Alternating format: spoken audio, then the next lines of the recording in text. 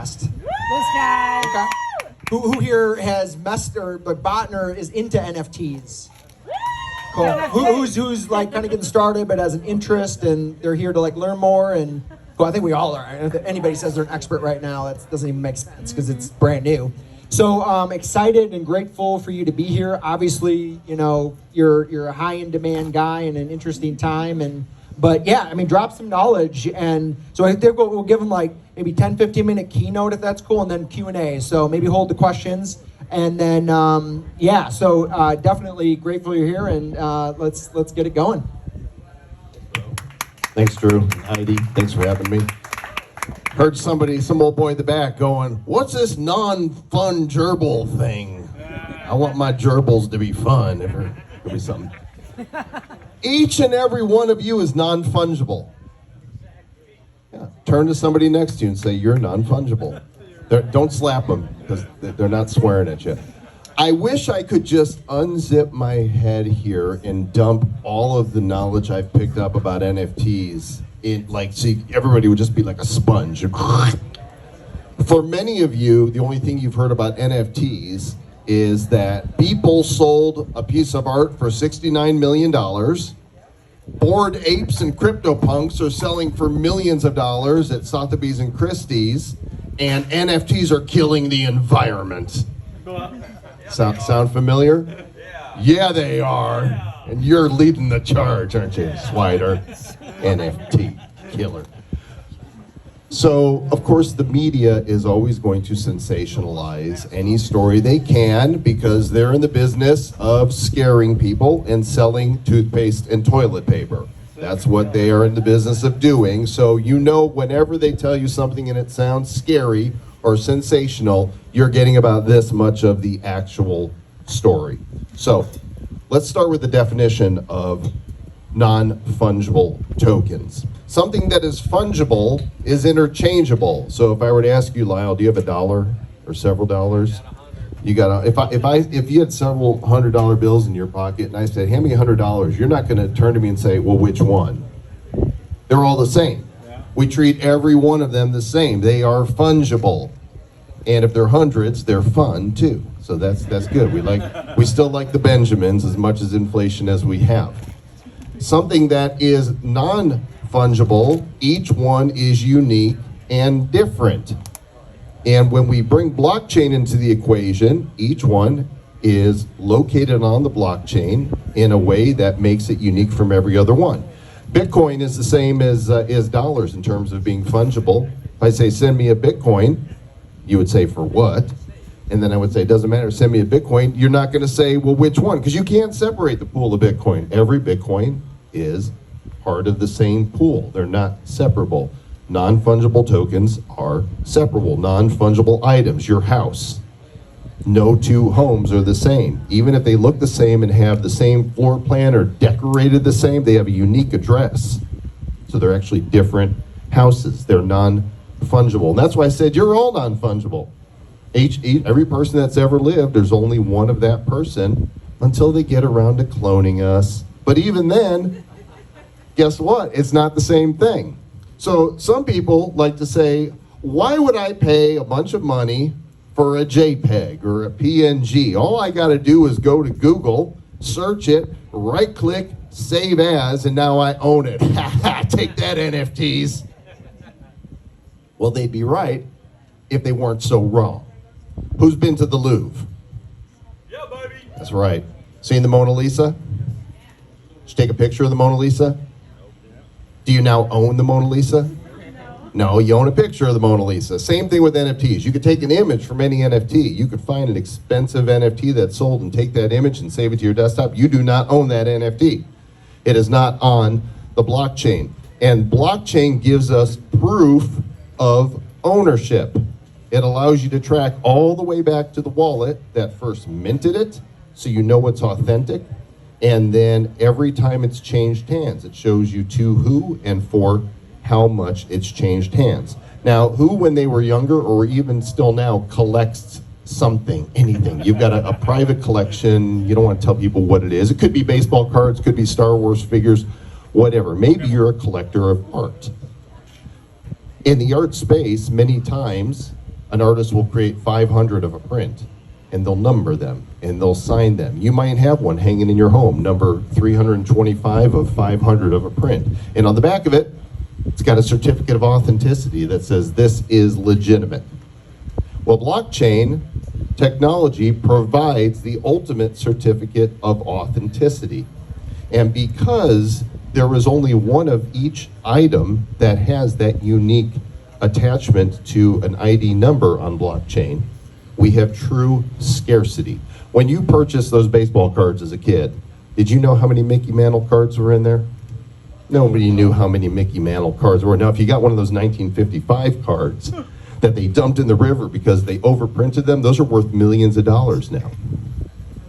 But that card could have gotten folded, spindled, mutilated, water damage, fire damage, smoke damage, or in the case of my family, my mother threw out 2 grocery bags of baseball cards while I was at school one day. Gone. If I had had those as NFTs, she never would have been able to touch them. Because as long as I've got the keys to my wallet, my address, I own those items. I can't lose them. There can't be fire damage. There can't be smoke damage. They're mine. That's the beautiful thing about NFTs is you can't, the only way you lose them is if you lose your keys and your password. So whatever you're doing in crypto, hold on to your keys and don't fall for clicking schemes on sites that people try to steal your passwords. They didn't hack the blockchain, they hacked you. Don't get hacked. So go back to that Mickey Mantle card for a moment. I'm kind of talking to Art because Art told me he was skeptical before when I met him earlier. I said, you're going to leave just a little less skeptical.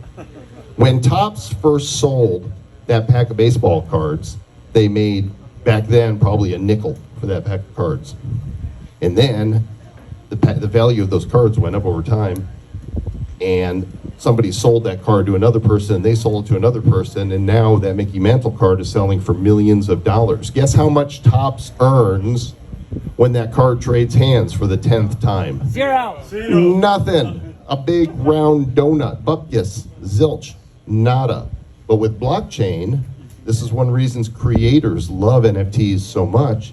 Every time that NFT is sold and changes hands from one to another, a royalty goes to the original creator. This is why Topps and many others, Funko is now selling Funko Pop NFTs. Mattel's doing Hot Wheels NFTs. Hasbro did the Power Rangers thing. And they're moving them to these digital collectibles, some of which are attached to physical items. In fact, they did this with the Power Rangers. If you bought the NFT, on a certain date, if you had it in your wallet, you could go and redeem it and get a physical figure. Now, I buy all the stuff. I am such a pack rat for NFTs. If there was an NFT hoarders edition, you'd come into my house and Aaron would be there saying, we've got a real problem here. And the home would be immaculate as they walked in with the therapist, and I'd be sitting there at my computer going, I need that pudgy penguin. I need that cool cat. I have this zoo in my wallet. I'm addicted to NFTs because I love the fact that I know exactly what it is I'm owning and the value that is attached to it.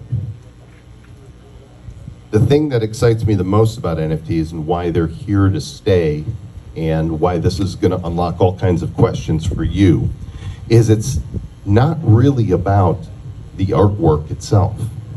You may like the artwork, you may not like the artwork. What I want you to do is envision NFTs as a key. Whether it's a pudgy penguin or a cool cat or a bored ape or whatever it is. It's a key that unlocks what? And when I say what, the answer to that is up to the creator of the NFT series to decide what value they're going to attach to that NFT.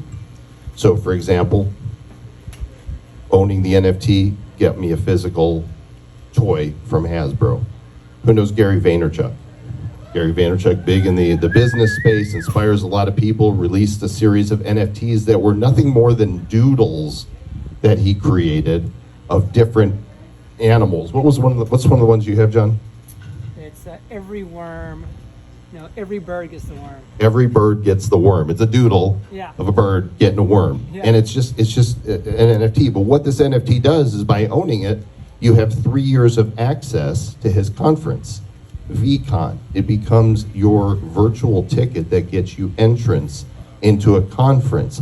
Others get you, other NFTs from other properties get you entrance into a community, whether it's on social media or whether it's an in-person type of meeting, whatever it might be.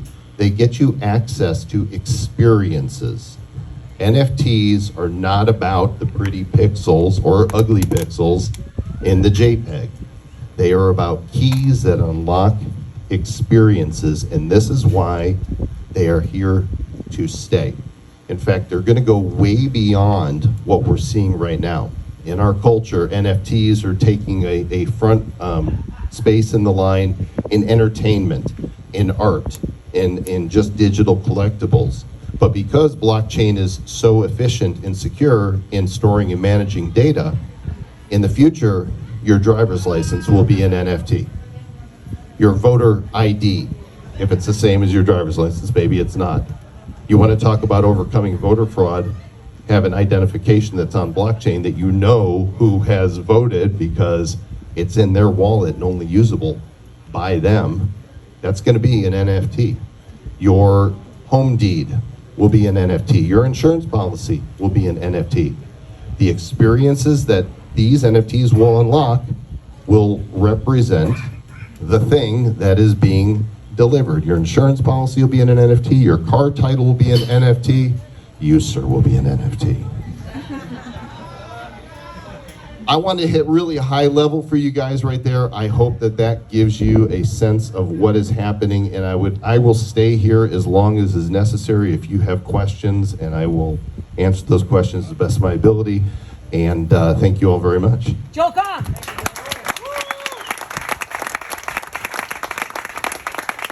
Okay, so we've got time. So if there's questions, don't be shy.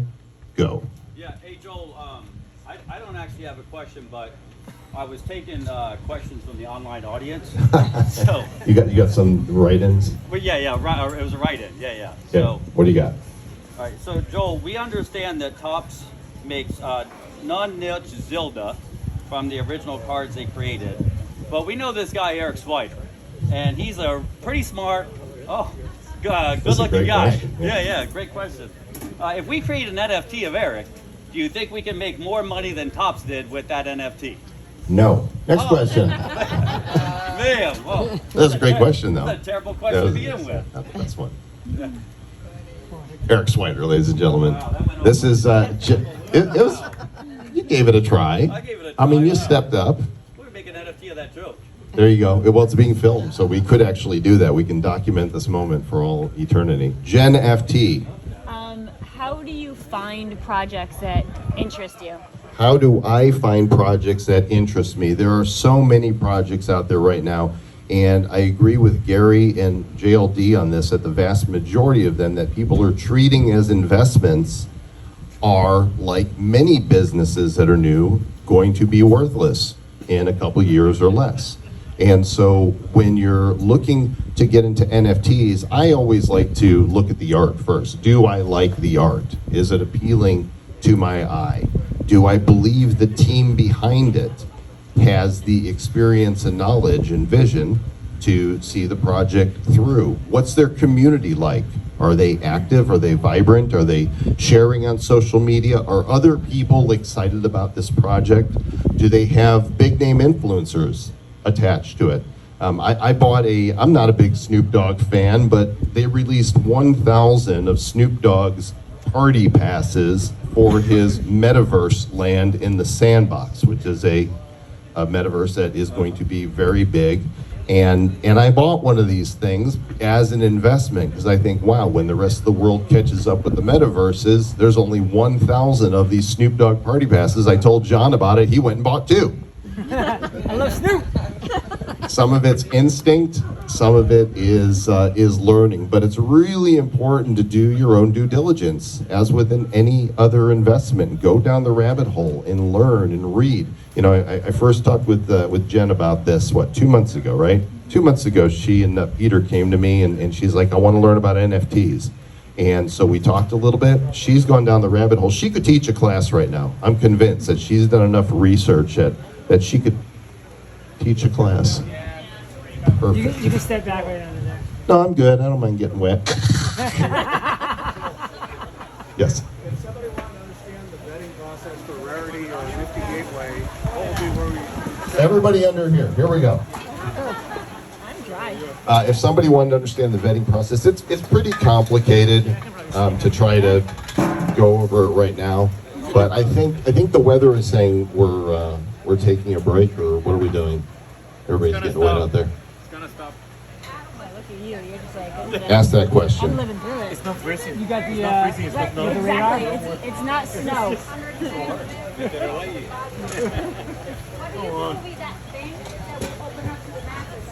Great question. She says this makes sense to people who understand a good degree of NFTs, but what is going to open it up to the masses? So what we've just observed this year is the beginning of early adoption for NFTs. And you always know when you're entering the early adoption part of the hype cycle, from pioneers to early adoption, because the technology bell curve looks like this: pioneers, early adopters, mass adoption, late adopters, stragglers. And the stragglers sometimes never adopt any technology. I don't care what it is, whether it was the internet, online shopping, your mobile phone, it always follows this bell curve. Well, you are right here on NFTs right now. You might be hearing all the stories about it, but it's because this year we crossed over into early adoption, and that is always the time that the media begins their first hype cycle, because their sensational stories start coming out. So what's going to happen over the next couple of years is NFTs are going to slowly move to the beginning of mainstream. We're still a few years out from even crypto becoming a mainstream thing. NFTs are lagging. Next year, I believe, putting on my futurist hat here, you're going to hear about play to earn incessantly from the mainstream media. What they're going to discover is what we already know, that people are making passive income or active income, making more money playing games that use NFTs than most people are making with their regular jobs. And next year, you're going to hear about this in the news. You're going to hear about more millionaire teenagers being created next year than ever before in history, because they're playing these games. The year after that, I believe you're going to hear nonstop about the metaverses, the sandbox, Decentraland, these alternate lands that we are going to have our second life in. Only instead of a game like Second Life or The Sims, you will actually own the items that are in this metaverse. You'll own the clothing you're wearing. You'll own pieces of land or the house that you build on it. You can sell those items to other people for real money. A whole new economy is going to spring up. Let it rain, Puerto Rico! Thank you all very much. I'm easily accessible if anybody has any other questions. Thank you, Joel. That was fantastic.